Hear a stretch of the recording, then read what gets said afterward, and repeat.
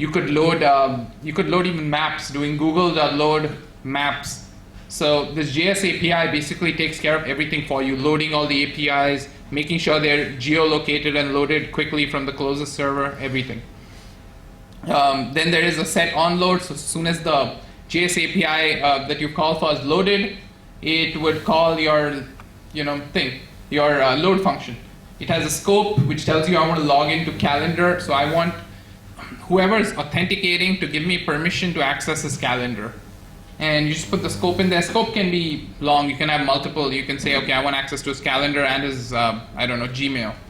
And once you call this, when this executes in your web page, you'll actually be directed to a special Google page that'll say, okay, please log in. Once you log in, it'll say, this application is requesting access to your data, allow or no. Once you say yes, it's saved, and that's it. This application has access to your calendar events and everything.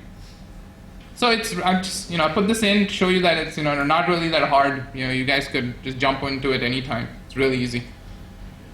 So this is how an Atom feed would look. So in the back end, this is what's generally sent to that URL that I mentioned before. This is a raw Atom message that is, I'm sure a lot of you have used the quick calendar event feature in calendar where you just click quick event, you type in, I'm going for lunch tomorrow evening, whatever, and enter. So this is the Atom representation of what happens while that event is generated. This is again showing you how if I download the Java library, GData library for calendar and decide to create an event, this is what the code would look like. I mean, it's really simple. Set content, set quick add, true. And you just say insert to the URL. And this is just a wrapper. In the back end, this is what would be sent to the Google servers. So, which is again Atom. I mean, if you read up on Atom, it's relatively simple. Okay, I'm going to keep myself open to questions now because I covered a bunch of stuff. So, feel free if anyone has anything to ask me about the Google Web Toolkit or any of the APIs that I've covered. Just a question, has any of you out there used GWT, the Google Web Toolkit, before? Okay, great. So we do have a few people here. And I guess if there are no questions, then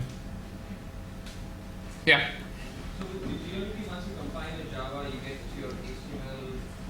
So does it also use CSS? Okay, yeah. His question is that if after it compiles, does he have can he still use CSS and everything? Yeah, you have extreme flexibility here. So you can still use CSS, like CSS files that you can still add CSS to everything that you do in your code. So for example, the hello world example that I used before, let me just get back to that.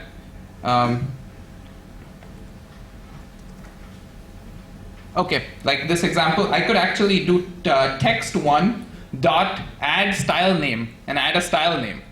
And then in my CSS file, I could go in and do some funky things like, okay, font size is equal to 400 and color is equal to pink. Then that label would be hello world would be 400 px and pink. So I could actually do that. So CSS is compiled, and great part of it is the CSS gets compiled and compressed and optimized. Also, it allows you to have if statements in the CSS. So you can actually have CSS statements that say if IE6 then blah, if Mozilla then this, and it actually compiles them separately. So yeah, CSS, even HTML, you can still go in and put divs and whatever you want, and you have access to elements too. So you don't only have to stick to components like labels. You can actually create divs or whatever you want, and just do new element and create div. It's just like writing it in in JavaScript or whatever. Nothing really. Any other questions?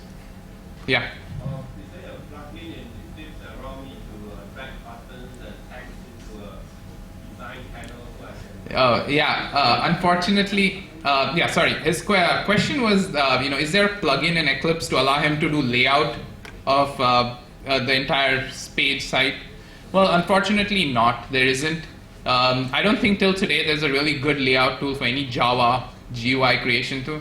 But after a while, it's surprisingly easy that you're better off in code, to be truthful. You start off with the main panel, and then you just, most layouts are usually structured in some way. So I'm not saying it's the best to design the most beautiful website, but your web application probably wants a little more structure than a website per se. So it works out really well. And I mean, it's the sky's the limit. You can really do anything. You can make, I think I contradicted myself. I would say that, yeah, you could make the most beautiful looking site using CSS and GWT and still code with just simple layouts of various types. Again, no, there isn't any as of now. But any yeah. questions? Okay, so if that's the case, let's just join hands to thank the speaker.